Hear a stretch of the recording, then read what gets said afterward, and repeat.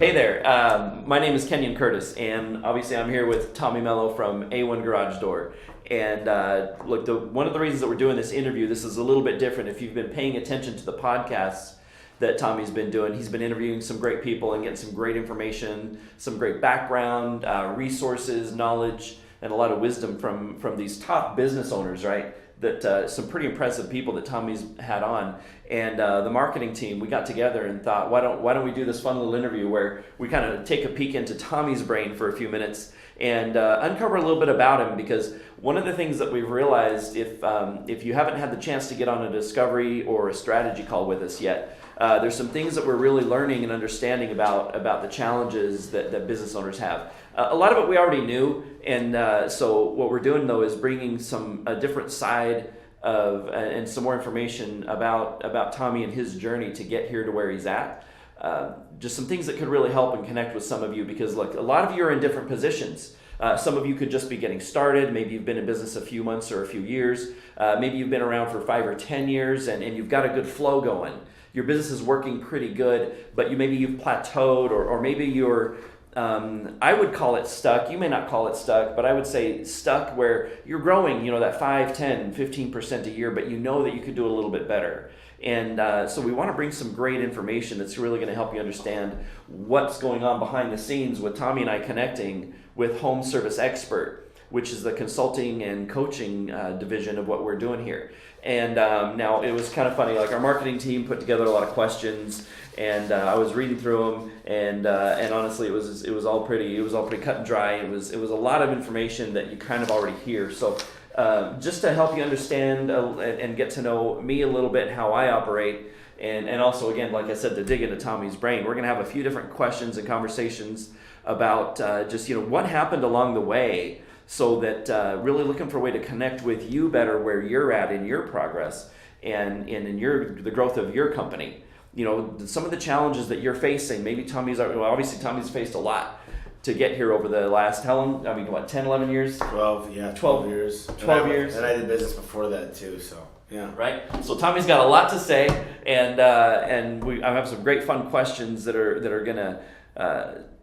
It's a good little insight to the mindset of a person, because one thing that I've realized and learned is that a lot of people when they're looking to grow their company or grow their business, they start to look at what other people have done, and that is a great way. That's one way to do it, and you do want to find out what systems are they using and how are they measuring and what are they looking at. But one other aspect of it is I like to look at is like, well, how are they making the decisions and what challenges did they have and how did they overcome.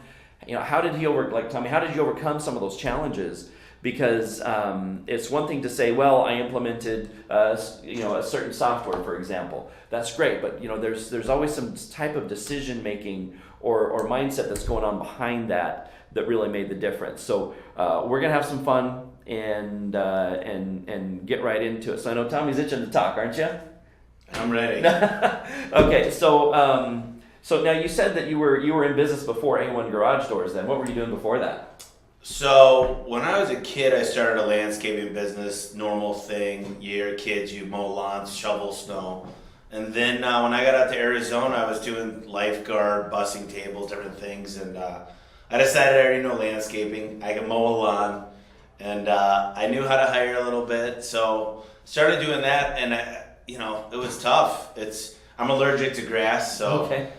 Started making some pretty good money, but it was a lot of work. I mean, I'd come back with scrapes, working late hours, really labor intensive, and I'm like, it's a lot of work. It's not. I wasn't cut out for that, so I started getting into a little bit more of like sprinkler systems and water conservation. Mm-hmm. And I used to do water conservation analysis, and I got some pretty big accounts. I got the Medical Society in Phoenix, a couple $2,000 accounts, and I really didn't have a lot of overhead, so it was okay. It wasn't where I wanted to be, but it was cool. I learned a lot about business in that little few years that I did that. Well, what kind of a business background do you have?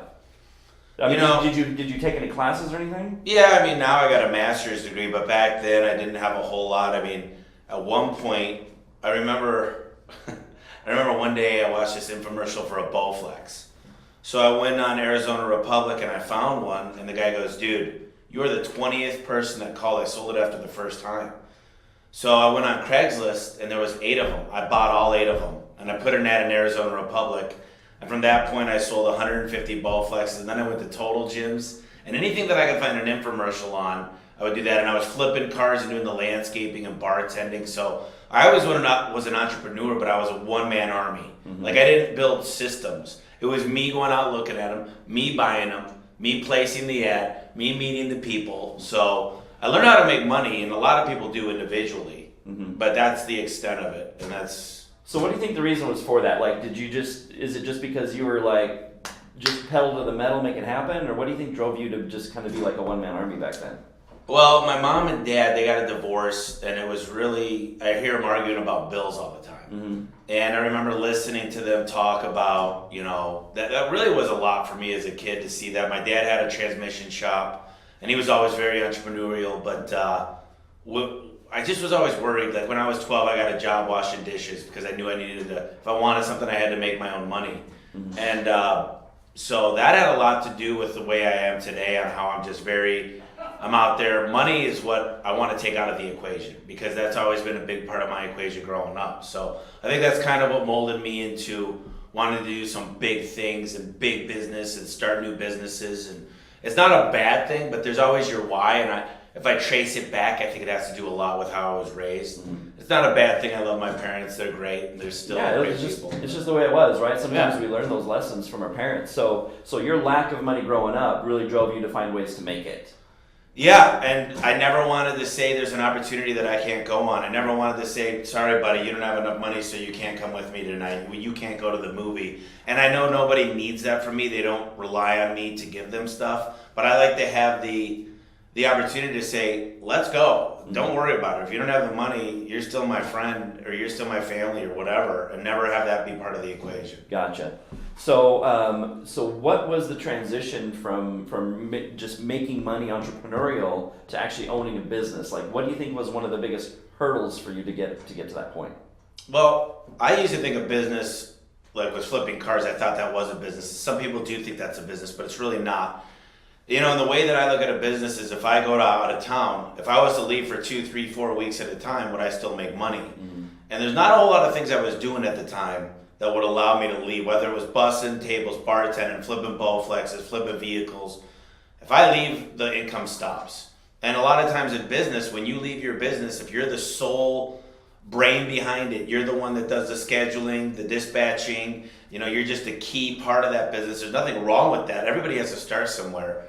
But it really isn't a business until you get each different, let's call it part of the organizational chart functioning without you. Now, you're a core piece of the business, but how did you get it to the point to where it could run itself? If Tommy, I don't like to say get hit by a bus, but if I was to hit the $1 billion lottery and I didn't need this business, could it still go on? Could people still make good money with it? So how long did it take you with A1 Garage before you got to that point that you felt like you could walk away from it? And I imagine you were probably there sooner than you were comfortable enough to walk away from it. Maybe.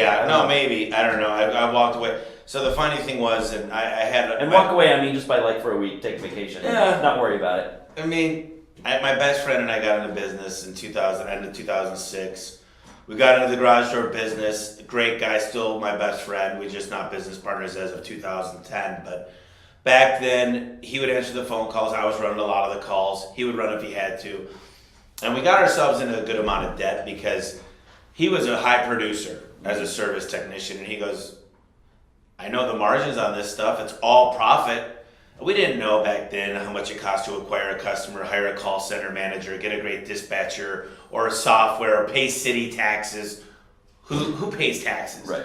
So we didn't know any better, and we got ourselves into this hole, and it was bad. And one day we're out to eat, and a customer called, and he said, "Hey, can I call you back? We're at lunch."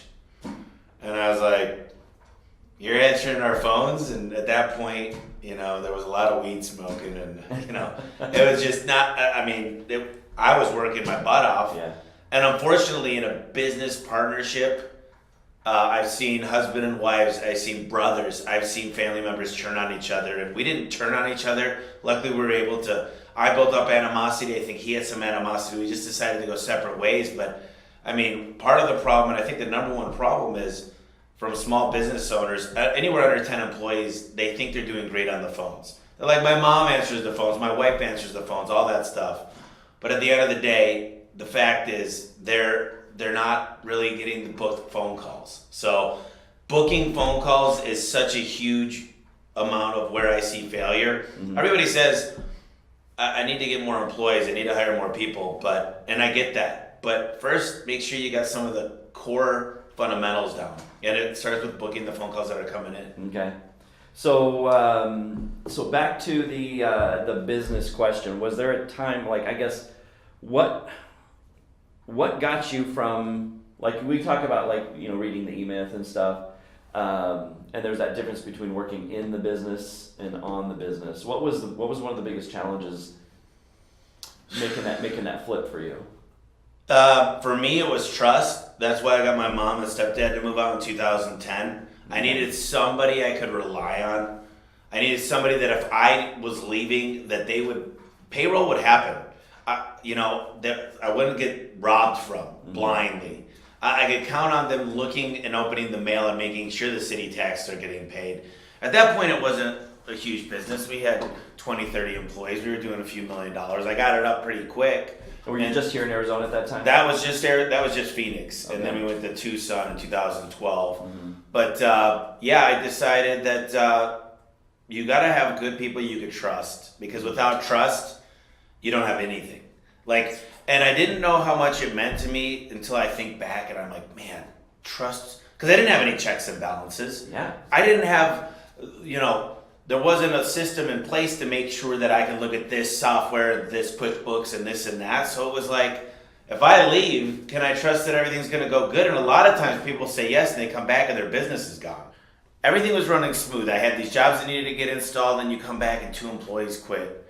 That's why the trust. Mm-hmm. Without trust, it's like, in any relationship, I think trust is a big driver, and the communication's also huge. But a lot of times what business owners do is they go, I'm going to go to Hawaii, but I'm not going to make a phone call. I'm getting away. I need to clear my mind. And I can make it 2 days without, I'm in my system all the time. Checking. And it's not about phone calls, but now I log into a lot of stuff. And it's simple logins. And I am the chief financial officer of the company. I'm the one signing all the checks. I'm the one taking on debt to grow the business. I'm the one, leasing vehicles. And I'm also the one that, hopefully, as this thing begins to grow, potentially $1 billion company. Mm-hmm. So here's a question, because I've run into this with myself personally. Was there a time where you felt that you knew everything? In other words, that you weren't looking for help and weren't looking for assistance? I would say there was a time that I wanted to make my own mistakes. I'm kind of a stubborn guy that no, I don't need a lot of help. And, as the time goes on and I go into more businesses that are successful. See, I don't go into a lot of businesses my size. I go into 100, 150, 200 million. And I just pick up these certain traits. And then I decided not to be a jack of all trades, but a master of one. So when I hire a consultant, I look for someone at the size I'm growing to, inevitably here really shortly going to be doing 100 million a year, that could bring me one major key. But when I say one major key, it's either marketing or it's call bookings and or systems. Someone that could just help me if I need a better way of tracking performance improvement plans and setting that stuff up. So I like to find someone now, if I do consulting, lead me in the right direction. If I want to do an email blast campaign, I really like to find someone that specializes in work with thousands of people. But I got to tell you, that's why we decided the home service expert, is because I spent a lot of money on consulting, learning about business owners, talking to general managers, talking to call center managers. I'm talking hundreds and hundreds of thousands, if not millions of dollars. And I believe we got some of the state-of-the-art techniques and softwares and sequences that you put on autopilot. And that's what I love, is you can just check things really carefully, but really easily. Mm-hmm. And know exactly what's going on within your business. And I'm like, I love the feedback from other businesses on the podcast, but I got to tell you, it's changed the way we do work. But what we've been able to put together here and some of the other things we're working on, it's mind-boggling, and it's game-changing. Totally. So.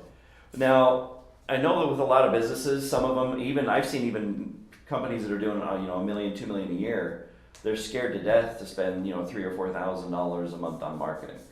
And what's your budget on marketing right now? I know you've mentioned it on the podcast. Just last month alone, I spent $75,000 on TV. Okay. So on Google, it's usually around $100,000 a month on pay-per-click.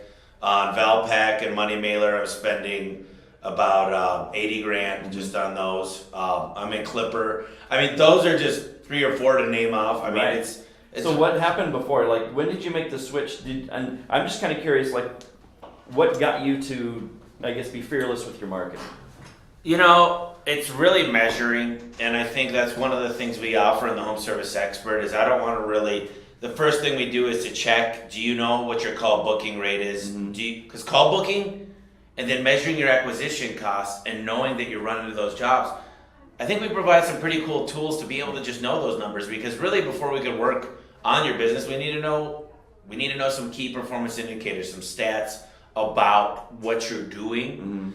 And a lot of these small business owners, they don't have those, and it's so easy. I mean, we can work with them for a month and get that all to know, listen, we changed this, this, and this. We'll give you a 10 times multiplier for the year. Like, you can pay for us for the year, we'll make that in a month. Yeah. And it's so simple and it's so easy. So what I like to get is a no risk guarantee of somebody that could come in and tell me that I'm going to put my money where my mouth is. And if you don't like it, you don't have to pay me. Because those are the guys that I always found that are like, look, I met this guy the other day. He goes, Tommy, I could connect for the real estate lead gen stuff. He goes, I'll get you a new buyer a day. He goes, well, how about this? Because I'm doing a test program. You pay me if you don't like it. He goes, honestly, I don't want you to pay me. This is a test program. It's a pilot program. But he goes, I think I could deliver way more value than I'm even promising you. But I'm promising you this. And my partner Dustin listened to it, and he goes, dude, that was like a no-brainer. That was like, let's sign up today. Yeah. He was just really cordial about it. He told us who he worked with. He gave us some testimonials. I said, this is a pilot program. And I said, absolutely. And it's something that I'm not great at. And personally, what I've found, and this is going to be a shocker to a lot of people out there, but I don't have the time to do it all. Sometimes I have to pay $70, $80, $100 an hour to get something done. But let me tell you this. It might take this person 10 hours, where it would take somebody else at $15 an hour, 2,000 hours. Because I always ask myself now, how much is my time worth, and how do I get it there the quickest? So it's one of those things where you got to really understand that I can do an email campaign or a text message campaign or a mailing campaign. And we can spend 6 months preparing it, but the time, the opportunity cost is so much more than getting it done right away, professionally, with a high open rate, with a high contact rate, with a proven technique that works. And it's worth paying that, because guess what?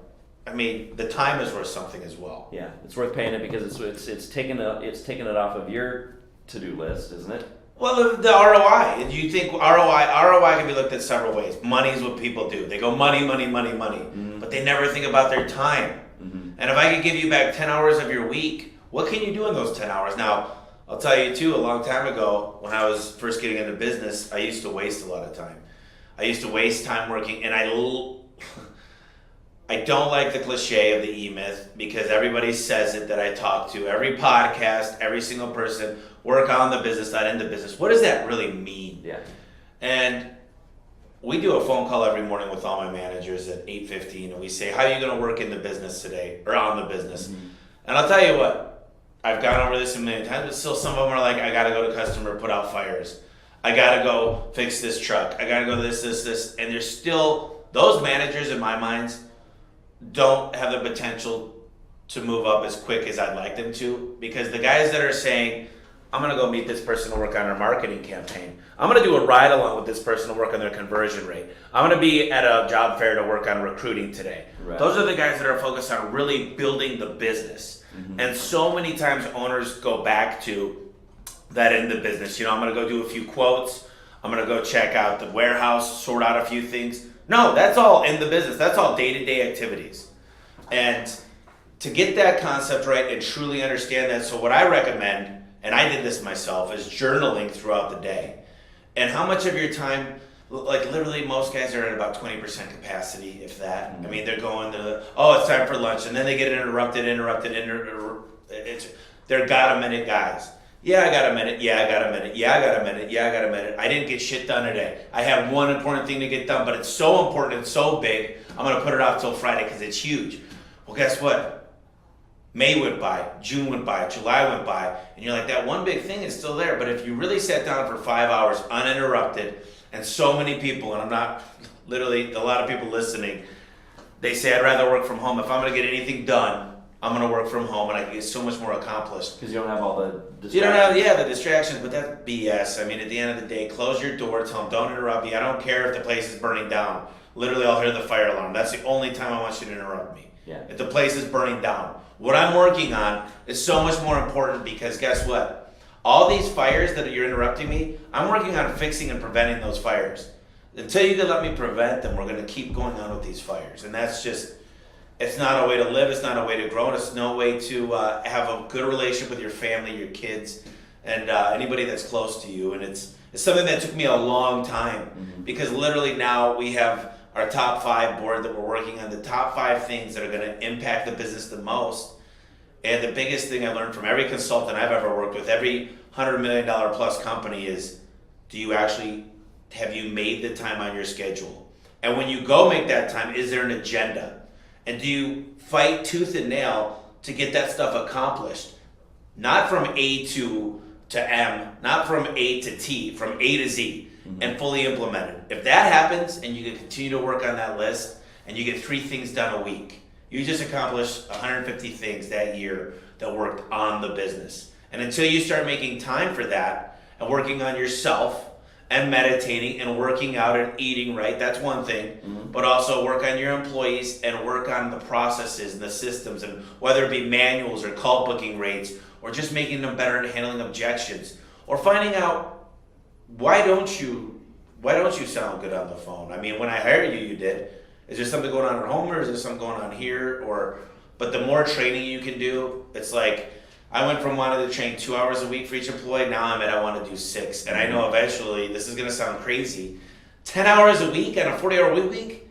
That's crazy. But what if I said in those 30 hours they could do 5 times the results of what they were doing for those 10 hours? And guess what those 10 hours do? They make me and you have a bond. You're committed. People say they care about money, and they do. Money is very, very important, but they also care about, I heard something like 73% of people are really unhappy. They care about, do you care about them? Do they have a say at their job? Do they have any way to make things better for themselves? Do they feel appreciated? Can they give constructive criticism? Or are you just going up to them when they mess up? Because how good is it to say, we're building a board, it's called, I caught you doing something right board. Nobody has that. I've not been into a business that says, what did you find somebody doing correctly? And that's important because all the time we go, well, you didn't book this call, your booking rate's not good, your sales average is not good, your conversion rate, you got all these issues. And I don't get off on a tangent, but I think this is something really big. So, when did you realize that measuring things that as detailed, because you measure a lot now, more than you used to, don't you? Yeah, I do measure a lot, but it's automated. It's not something that I'm crunching. I'm not working on a pivot table from Excel and pulling this data from here and then pulling this.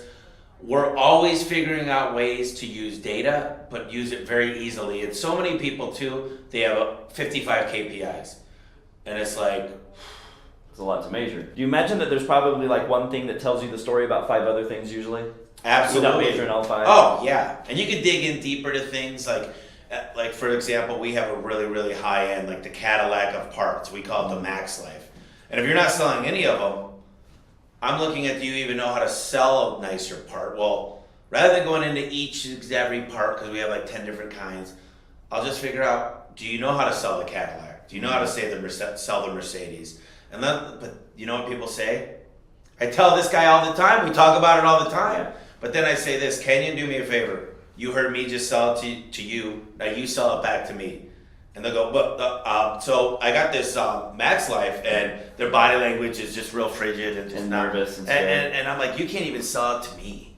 Yeah, we talk every day, right?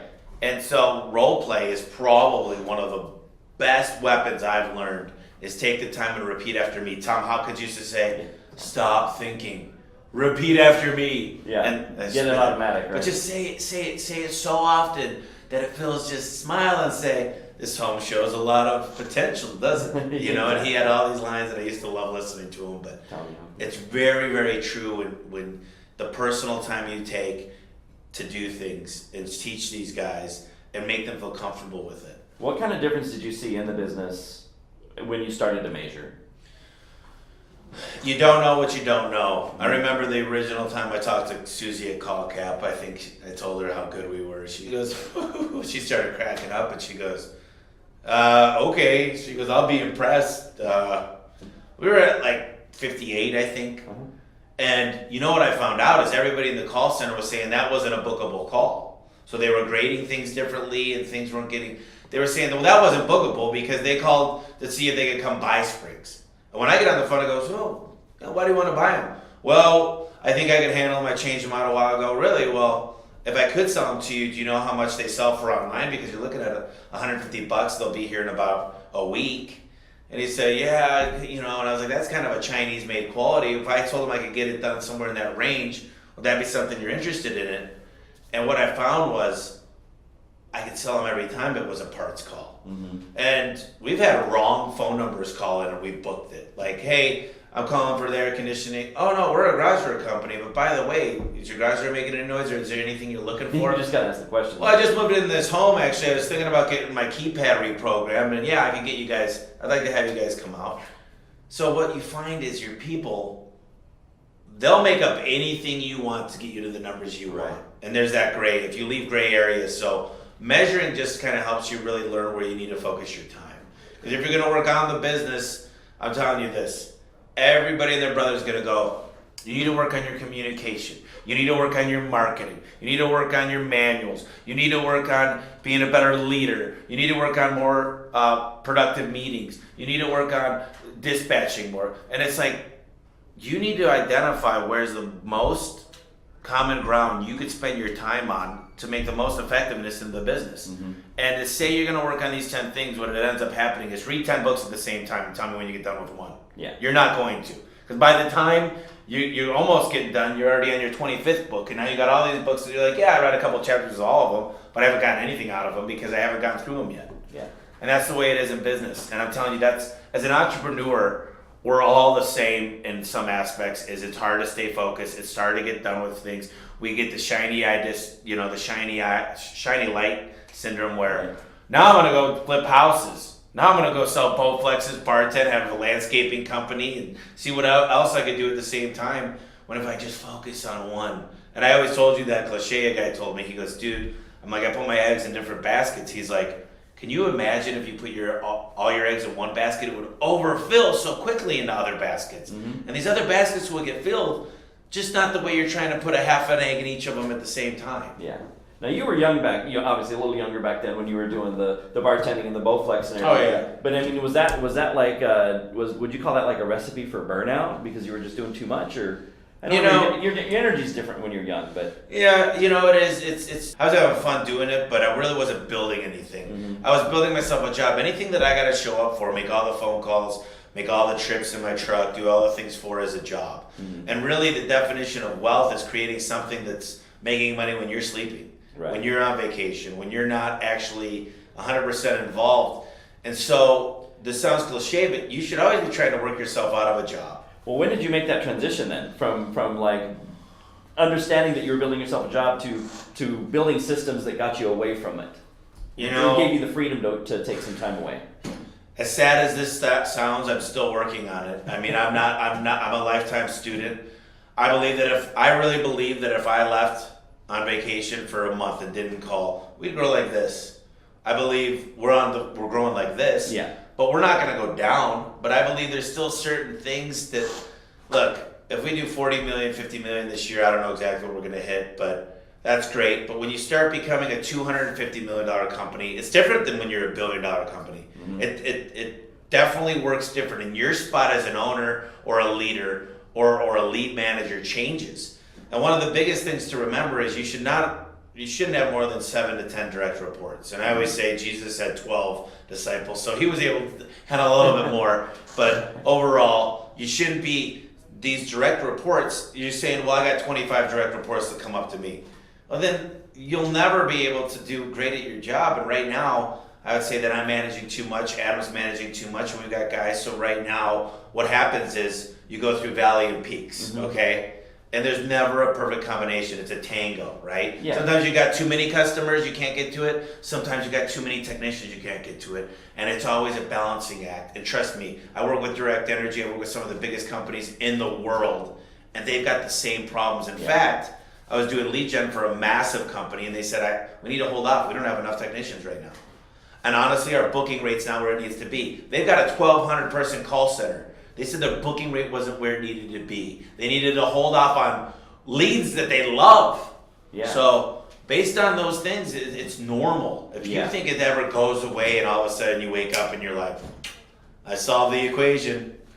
We just figured out E equals MC squared and the theory of relativity. It's all downhill from here. It's not, but it gets easier. It does get easier. So in what ways is business easier now than 7 years ago?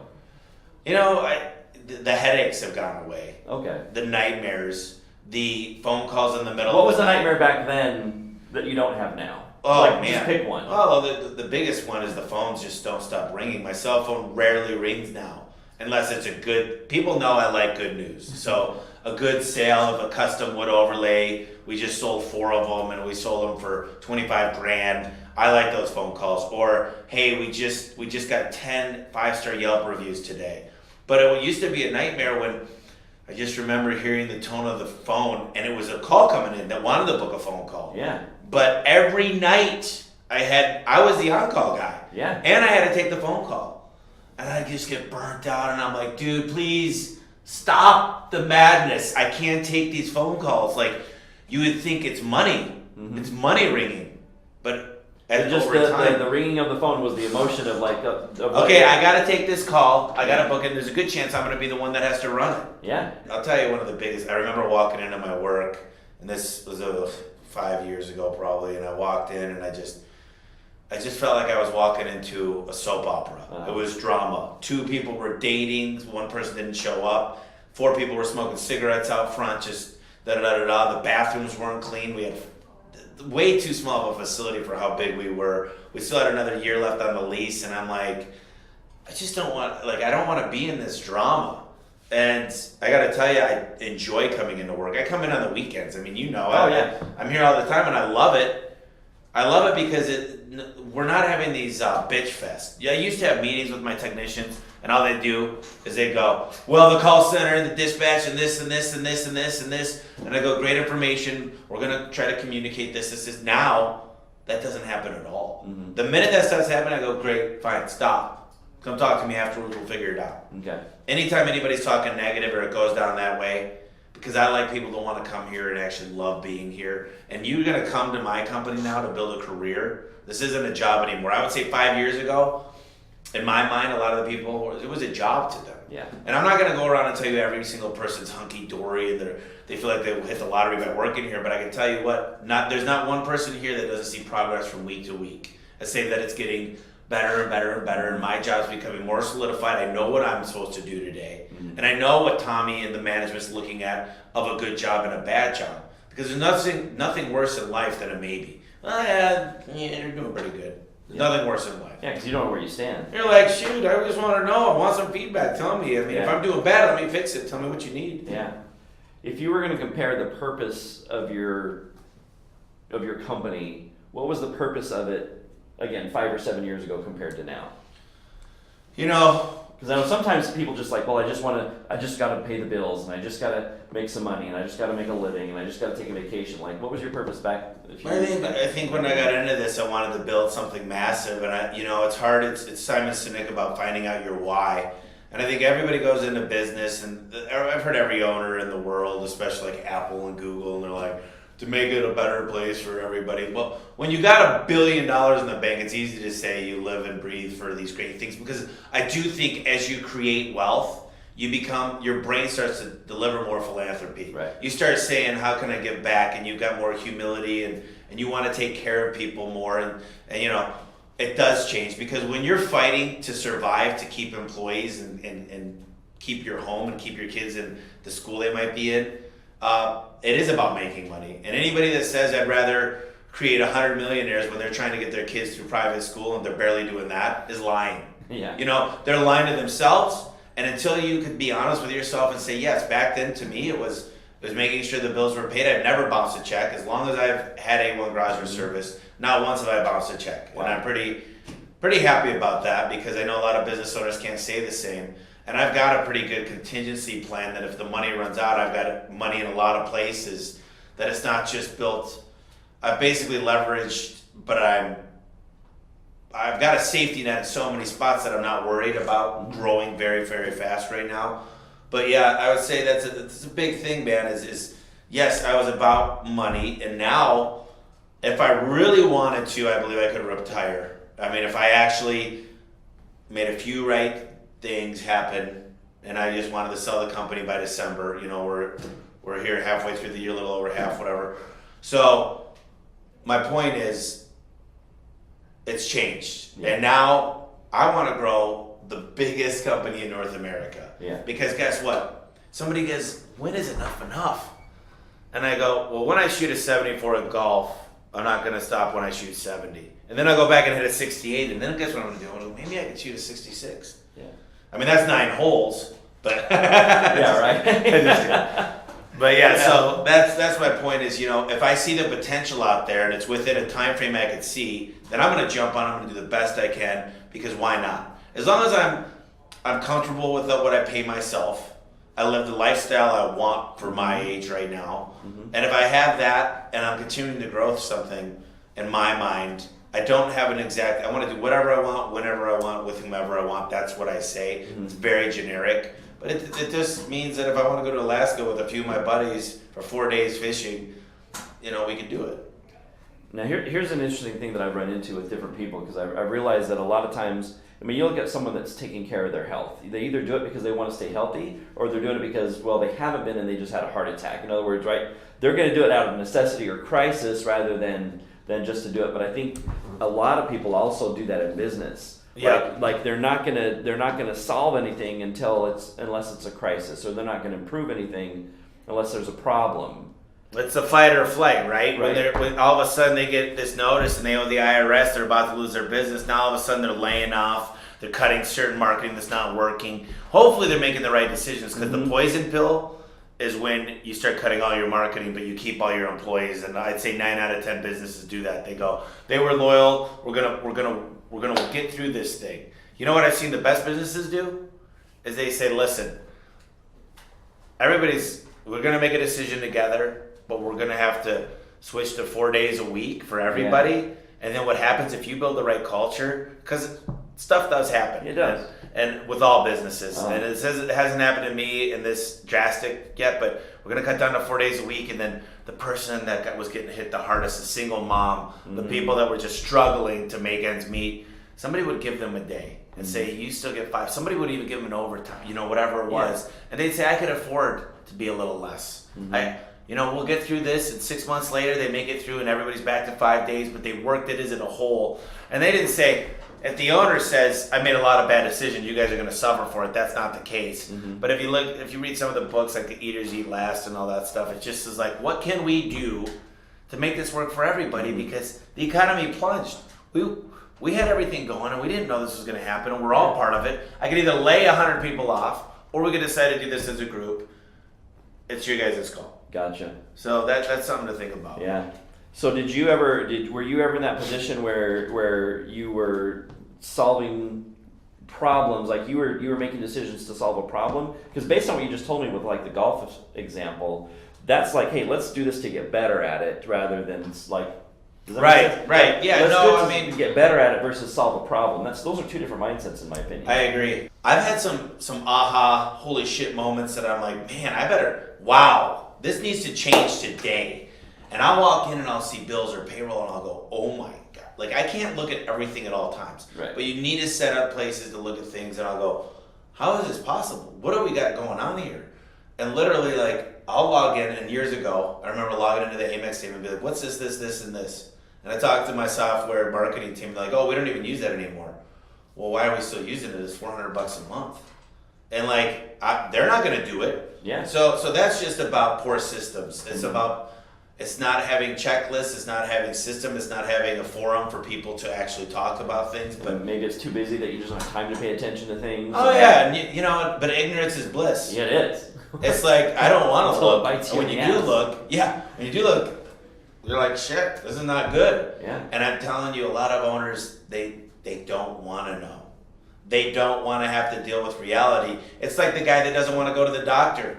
I've been healthy my whole life, but if I do go, I don't want to hear. I don't want to take a chance. They might find something, but you know what? If they find it early enough, you're guaranteed 100%. It's not going to be a big deal. Yeah. But so many of us wait. We wait, and then guess what? They're like, you got 6 months to live. Yeah. It's too late. So checking up, it's like your business. You go to a doctor, and that's what consultants are a lot of the time. You go to a doctor, and they kind of tell you what you need to be looking for, right? What should I be taking? Vitamin C, a little bit of vitamin E, staying out of the sun, getting my exercise. What did you recommend for this? High cholesterol? Okay, yeah.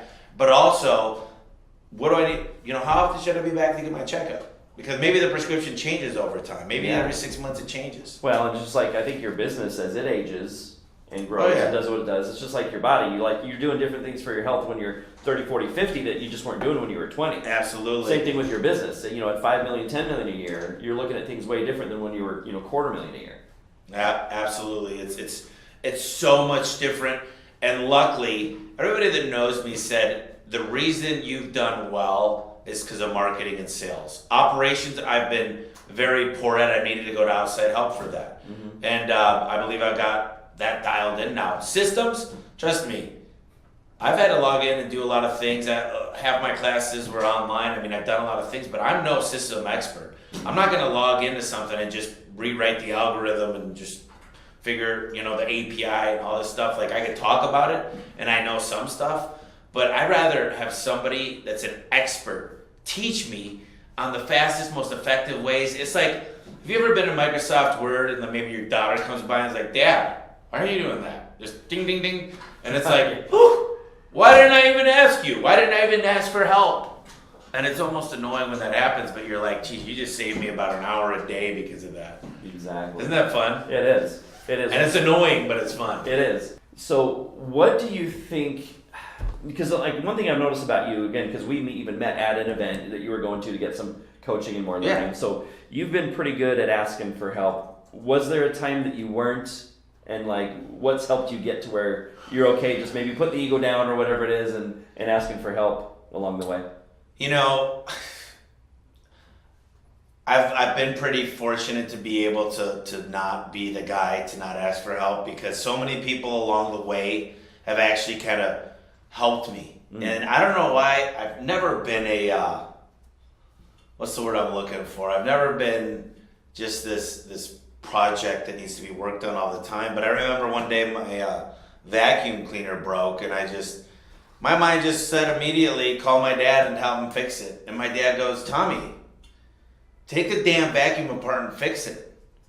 And I took it apart, had a broken belt, I went and got a belt and I fixed it. Mm-hmm. But I've always asked for help in some regard, but I gotta be honest with business, I'm like, I always felt like I was gonna get ambushed and ripped off and someone's just gonna take me. Yeah. And they wanna get their wet claws into me and just take my hard-earned money. And what I found with the people that I've worked with that I really like, whether they be consultants or classes or business owners that I can learn from, is I look at their compassion, how much are they checking up on me, and do they really care? And is it something to where I could see immediate results, or at least they're working with me? I've done marketing for people in the past, and they said I haven't seen any results, and I've been like, I'm not going to charge you till we do, as long as we are communicating with each other and you're being honest with me, because I'm genuinely interested in your success. Yeah. I don't want to charge you money just for you to go out to the next person and say, do not deal with that guy. He's just after a few of your bucks, because quite honestly, I'd rather say, no, keep your money. If you don't think I can help you and show you certain things, then fine, I'm fine with that, but let's not work together. And I know how that is, because man, I've seen some leeches. I've seen a lot of advertising agencies, especially. They'll charge you $300 to make a phone call. It's like a lawyer. It's like, dude, how the hell did we get this kind of bill? And it's just, it's actually, that's what's caused me the most for ask for help is, can I find somebody I can trust? Remember I said in the beginning, trust? Yeah. Trust is the most important thing. Communication. Mm-hmm. That if I need to get a hold of you and I've got a question, that you're going to respond to my email, phone call, or text, and then knowing that you actually know what the hell you're talking about. Yeah. If you can give me those 3 things, then we got a good business. We're good. We're going to work together. And don't take advantage of me. Charge me a good rate because you're worth it. Yeah. And if we get those, if we understand that, mutually understand that those common grounds, then we'll be good together. That's awesome. Well, it's pretty exciting. So when did you hire your first business coach? How many years into A1 was it before you did that? I don't even know. I've had, I've hired a lot of people for certain things. So it just depends on, like, is it a full-blown coach or is it someone to help me with a marketing campaign or is it someone to manage a pay-per-click campaign or is it somebody that's, because I'm a marketing, right? I love marketing. Or am I hiring? I believe everything I've done, whether it's Call Cap or a Service Titan, I've got people within Service Titan I call to consult. Literally, they're helping me manage my software, which is giving me, there's no such thing as a COO. The operations manager, no, they're gone. It's CTO. The technology now manages the operational decisions of where a company should be. Okay. If you want a COO, go back to 1980. Yeah. But you need a CTO that understands that the operations should run through technology. Okay. Now that's a lot to swallow there, but if you think about it, my brother-in-law works for GE. He's pretty high up now. He's a vice president. And he was the one that told me that, and I'm like, dude. He's like, dude, you know how you're training now? He goes, right now, GE guys, they got virtual glasses. They're training virtually. They're putting the Boeing engines together virtually. Right. That's crazy. And that's where we're coming to very soon. It's exponential. The difference between linear growth, if you and I walk 30 steps, we're right next to the next building right here. If we walk 30 steps exponentially, we're back 10 times to here in Chicago. Yeah. Because 1 step equals 2 steps equal 4, 8, 16, 32. All of a sudden you start Jumping. It flies. Jumping. So that's what I mean is if you think about that concept, and right now you got to get help. You got to create a culture of change that it's acceptable. You smile and you say, "Look, bring it on. Let's make it better. One of the things I showed you on our things is you're always willing to find efficiencies and grow and find better solutions. And you should get rewarded. If there's a better way to clean the toilet to save 5 seconds, 5 seconds a day on our 4 toilets is 20 seconds. Now you figure that out over 10 years, we just saved about, it's small, but if you're doing 20 of those, if you're doing 20 of those a day. Right. All the time. That's crazy.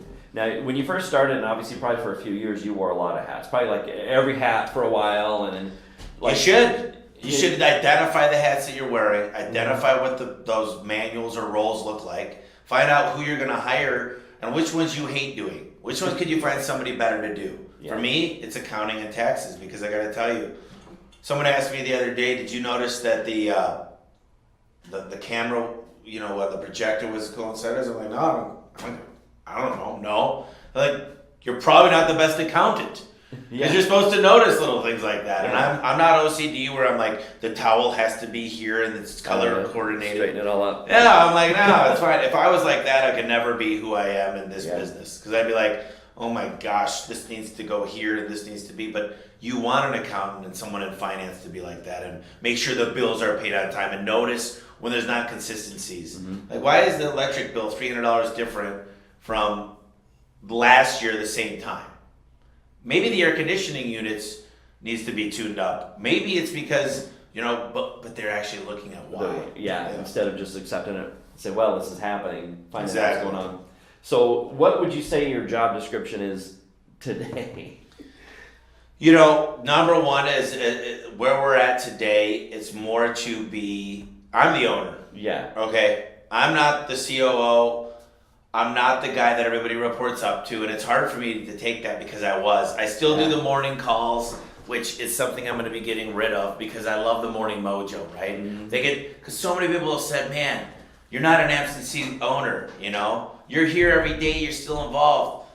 And that meant a lot to me. But you're involved differently, though. But now, your job as an owner should be making sure the statements are accurate. The bills are being paid, but you're not there doing the bills. Right. You're not there crunching the numbers in QuickBooks, but you're making sure that there's certain things going on. You're still involved in certain meetings. There's certain people that lead up to you But typically you want someone else below you at the size we are, that everything leads up to them, and now you're very close with this guy. Yeah.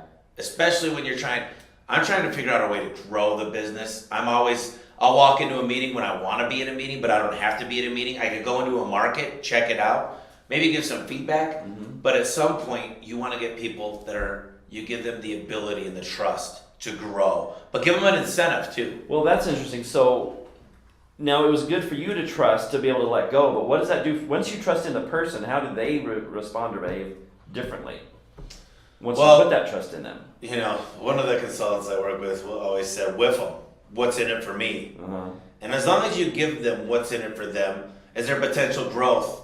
Do they get more time off? Do they get to park at a certain parking spot? Do they get to go on a manager outing with us? It doesn't always be you get a $10,000 raise. Right. So many people say, oh yeah, everybody always wants more money. No, sometimes, are you going to give them employee of the month? Are you going to praise them in public? Are you going to acknowledge the fact they're doing good? So you're going to have a bunch of, we'll call it, because I used the word earlier, disciples for your business, that are cheerleaders going out there. Like literally, I was out to eat the other day. One of my managers saw a busboy busting his butt, and he handed him a business card, and he's like, this is what you want us to do, right? I was like, yes. I mean, last weekend I was showing a guy Mello where we do the automotive and vehicle wraps and everything, and I'm like, look, I got a key, but I got to check on the alarm code. I don't come here very often on the weekend. I drove up and it's open. So I kind of pull in and I'm looking around, and I show up, and I shit you not, one guy's mopping, the other guy's working on the top rack.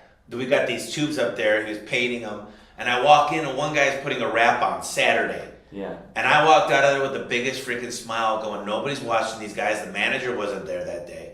And these guys are all working, hustling. And I just felt, I'm like, this is amazing. And I felt really good. Not that it was me, but that I got a great crew of people that are doing these things. And there are checks and balances, but Saturday morning at the new business that hasn't been around very long, to have that and see that was made me feel good. Because you probably had a lot of days where you walked in and like the exact opposite was going on. Oh my gosh. Right? I walk in sometimes. I had a guy once tell me he could actually steal everything in my warehouse with my own forklift and we wouldn't have known. Crazy, right?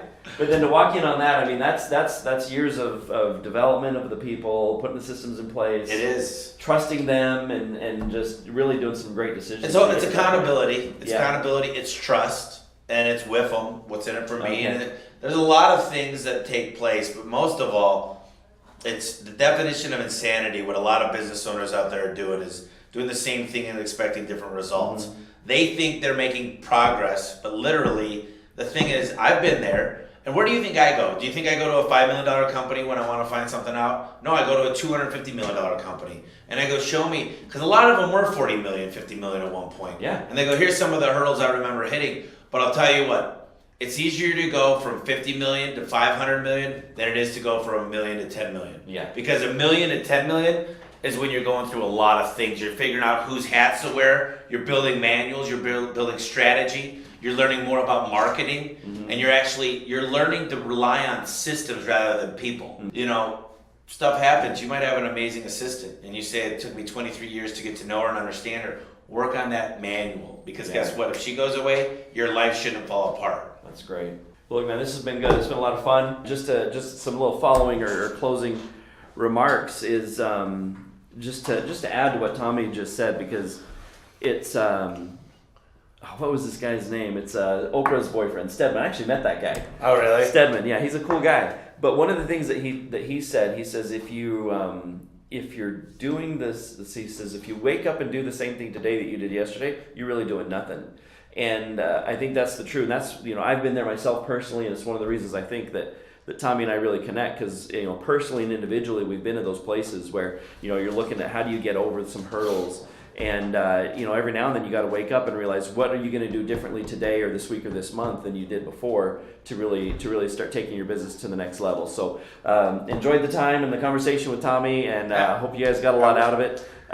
Just, pay attention to this stuff, because there may be some things you picked up that'll be really helpful. And, stay tuned to the podcast.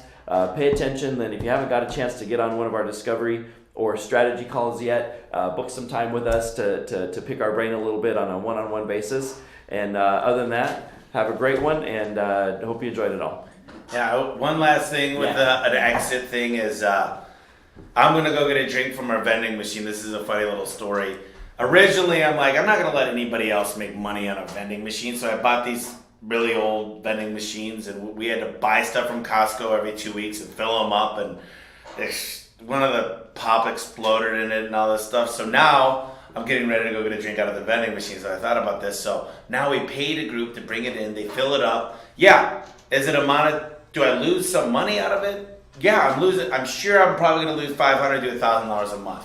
But that's not what I do. I'm not a vending machine provider. I don't need to do this stuff. So literally all I would say is you're not going to be a master of everything. Look, you can be a jack of all trades, a master of none. And the point is, if there's things you could use help on, that's what the discovery call is on. And look, I'll be honest, I'd rather refer you to one of the people I've worked with if it's something that we don't specialize in. But we're just trying to look at an overview of your business and find out what's going to be best. And Kenyon knows a lot of this stuff. He's done it for a long time, and we've worked together. He knows what's going on behind the doors, behind the scenes at A1. So take a minute, check it out, fill it out. It doesn't cost anything. Worst case scenario, you'll probably learn a couple of products you might want to look into. Maybe software, maybe consultants. Maybe you want to work with us. Maybe we can help you with an advertising campaign. But I'll tell you what, at the end of the day, if we can't help you, we'll send you to a place that probably can.